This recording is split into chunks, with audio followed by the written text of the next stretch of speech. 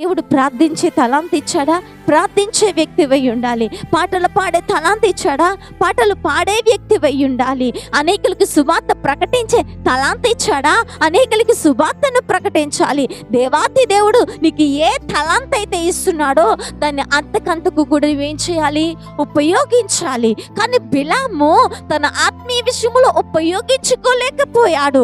అతడు అతిక్రమముగా ప్రవర్తించాడు గనుక తన అతిక్రమాన్ని బట్టి దేవుడిచ్చిన తలాంతుని పోగొట్టుకున్నాడు.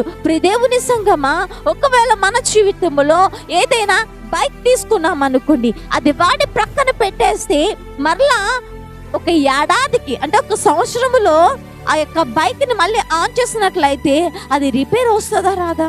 బైక్ కావచ్చు, ఒక ఇంజిన్ కావచ్చు, ఒక మోటార్ కావచ్చు, అది ఏదేమైనప్పటికీ కూడా దాన్ని వాడకపోతే ఏ రీతిగా పట్టేస్తుందో అలాగే క్రైస్తవుడు కూడా ఆత్మీయ జీవితములో దేవాతి దేవుడిచ్చిన తలాంతును వాడకపోతే, దేవాతి దేవుడు ఇచ్చిన అవకాశాన్ని సద్వినియోగం చేసుకోకపోతే దేవాతి దేవుడు కూడా ఆ ఇచ్చిన తలాంతుని కూడా మరొకరికి ఇచ్చేస్తాడు.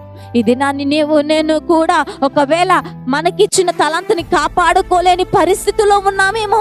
అందుకే దేవుడు నీతో మాట్లాడుతున్నాడు. నీకు ఇచ్చిన తలాంతుని నిర్లక్ష్యము చేయవద్దని, నీకు ఇచ్చిన అవకాశాన్ని పోగొట్టుకోవద్దని, దేవుడు నీకు ఇచ్చిన తలాంతుని ఉపయోగించమని, మరలా వాడమని, మరలా ట్రై చేయమని.